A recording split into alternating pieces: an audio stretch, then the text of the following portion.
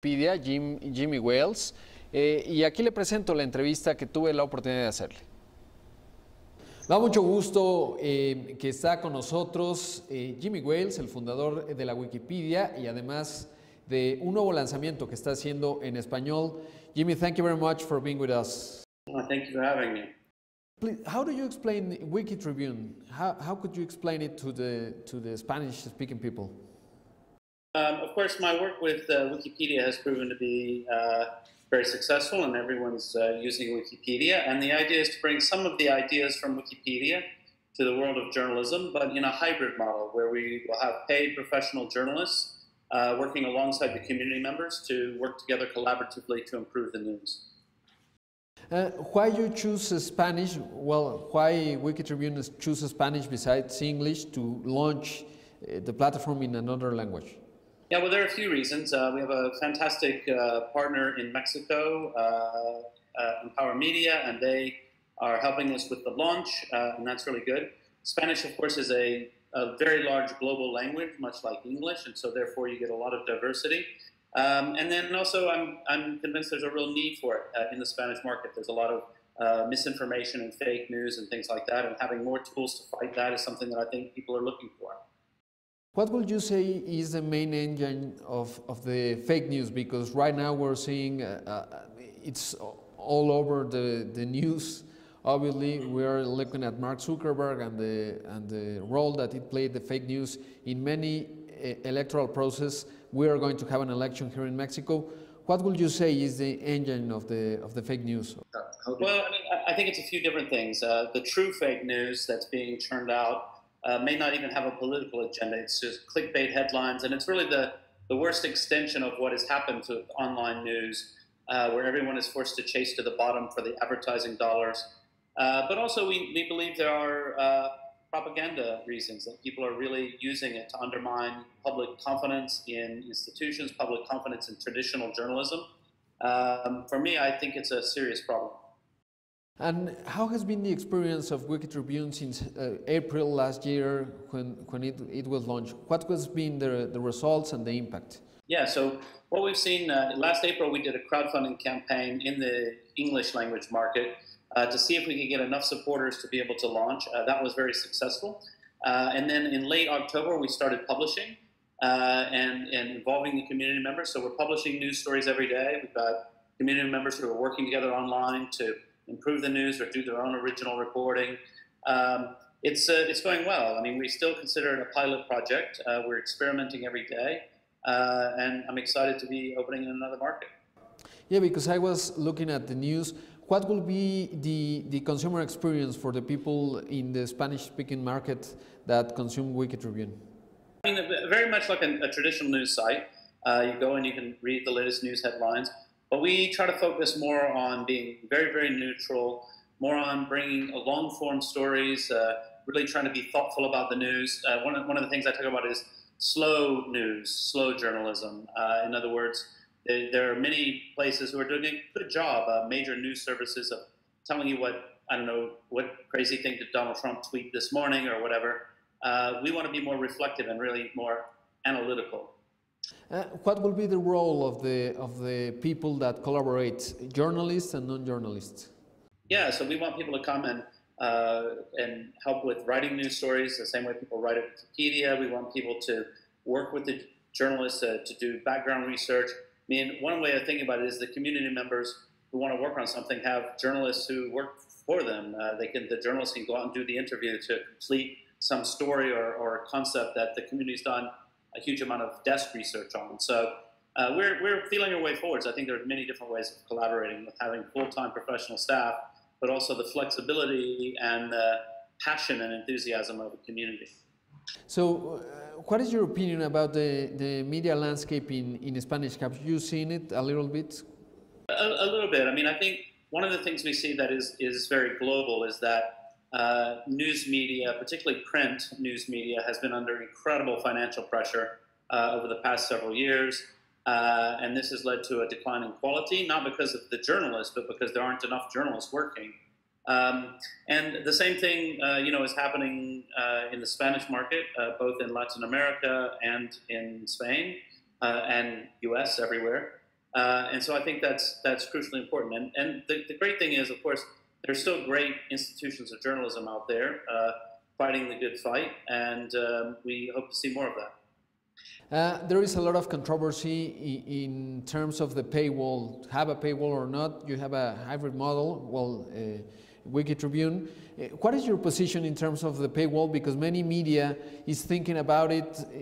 We see, for example, New York Times, and it worked, but some other not so much. Yeah, no, I think it's really interesting because I think the idea of revenue from readers is crucially important. A paywall is one way to push that, but the problem for public interest journalism is I want to pay the New York Times not to give me exclusive access. I want to pay the New York Times to tell the world what they've learned. So there's a bit of tension around that. One thing I am really excited about, though, is that the New York Times is the best example that the paywall is working for them. Their subscriptions have skyrocketed.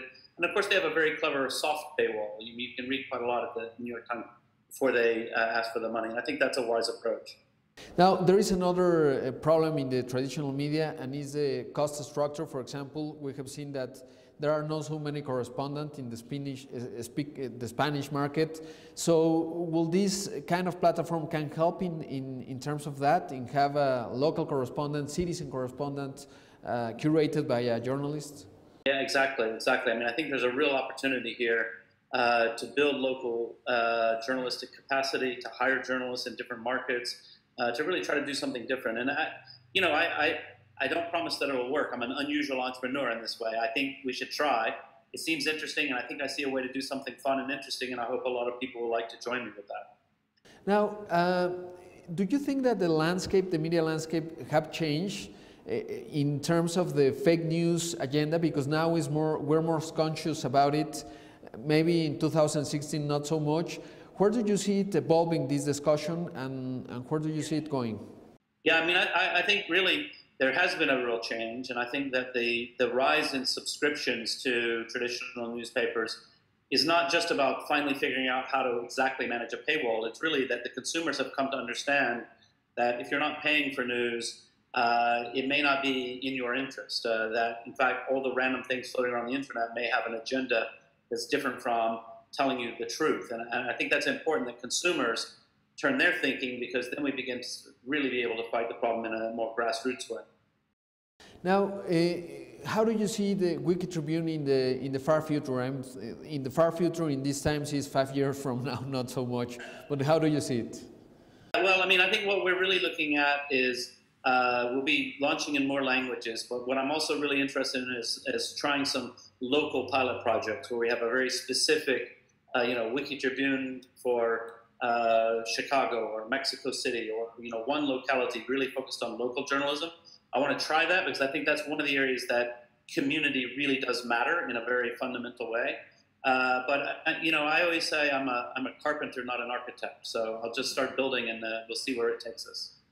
Now, what is the short-term agenda now with the Wikitribune in Spanish? What are you going to make in the next couple of weeks and months?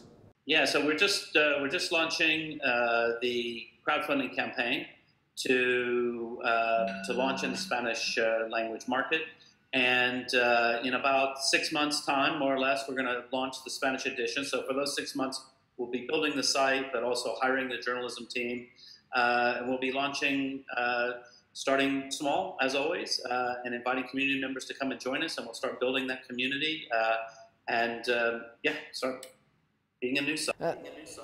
What is the criteria that you're looking in terms of the profile of the journalists that you're hiring for the Spanish?